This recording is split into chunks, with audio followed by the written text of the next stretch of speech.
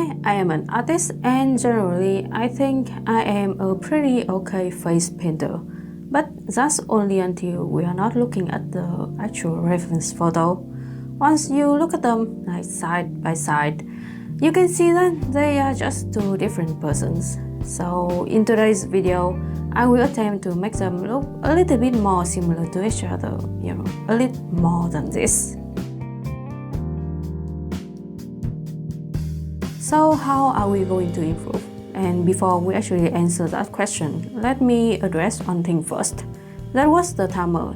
I forgot to turn on the timer and only realized that halfway through the first sections. And after that, I did turn on the clock, by the way. And so please just ignore the fact that the timer wasn't running in the background for now. And thanks a lot in advance.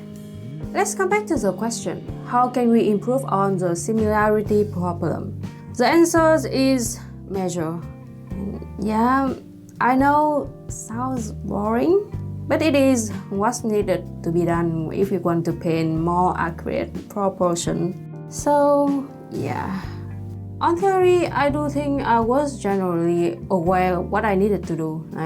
I know that I had to do some measuring at the very beginning of the study, and then I had to do even more measuring throughout the process to check and make sure that everything's still staying accurate.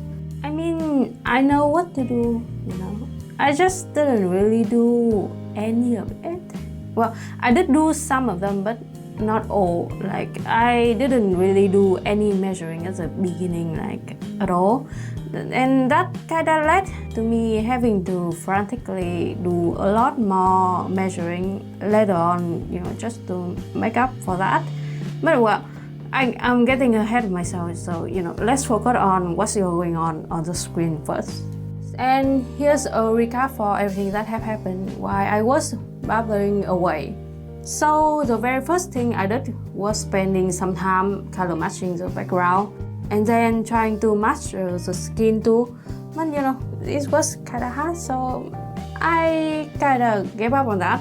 And then I went straight to block out the biggest shape, which is quite different from what I usually do with portrait study. Normally I do a sketch first and then move on to the painting step. And this is something I learned from a Proco video called How to Draw Accurate Proportions. Well, I did some preparations for this study. So I tried to do some of the technique in there, but tried is the keyword here because I didn't really measure when blocking out the shape, But I do have an excuse for this, just like everything else I do in my videos. Please allow me to explain my thought process during this session, which was that if I establish a really good overall big shape, then working on breaking it down into smaller and smaller shapes, then I can get away with eyeballing the proportion for now and working on refining the exact proportion later on.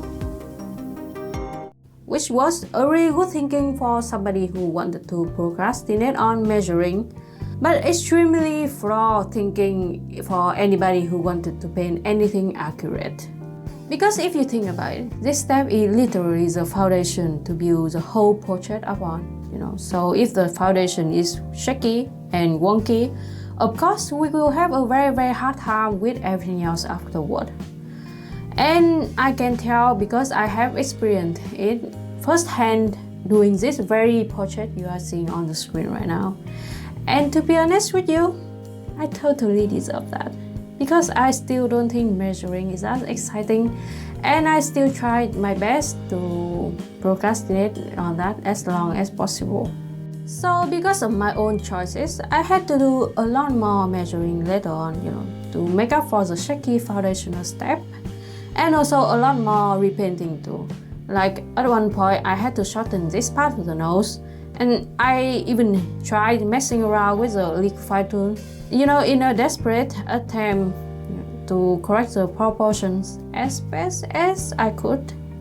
So you can see that this video is a very good example of what not to do when you want to paint accurate proportions. At this point, I had been working on this face for almost like 2 hours. I still think her face is really beautiful, but I started to feel tired of, being constantly sorry for messing up her features. So I think I should go to bed now. Except for the fact that I did not. After turning the screen recording off, I was still standing by my desk, measuring her face like a madman, desperately trying to liquefy in hope of making the two versions look more similar, even just a little bit. It was the next day, and after a not so good night of sleep, I decided not to messing with the proportion anymore, at least not too much. Even though, my study still look kind of really off, but I think it did improve from the first example I showed you, but let's move on, because 2 days on a single study was a little bit too much for me. On this second session, I mostly just focused on the refining details part and also working on the hair too. I just wanted to finish her to a little bit more detailed level than in my usual study. On a brighter note, I really enjoy how the colors came out, even though the values seem a lot more brighter than the original reference. But I still think it looks somewhat balanced and really pretty. Especially the hair. I really love how it glows, almost glittering, so my inner bug-eye is satisfied.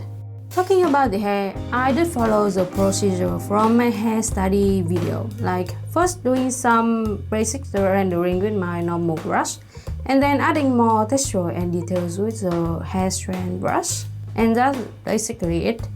And I think it did turn out pretty okay. This was the first time I tried painting hair that looked this soft and fluffy, and I tried my best to convey that kind of texture. And I'm not saying this because I am the one who painted this, but dare I say the hair looks kind of good.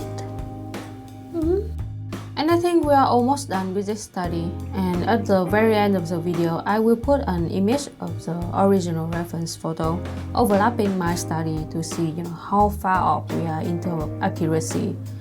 Because as you know, we are not accurate. But how not accurate it is, I am curious about that. And I don't think I will record my own reaction because there are high possibility that I will cry and piss off when I see the result. So yeah. Anyway, let's check out how my study looks first.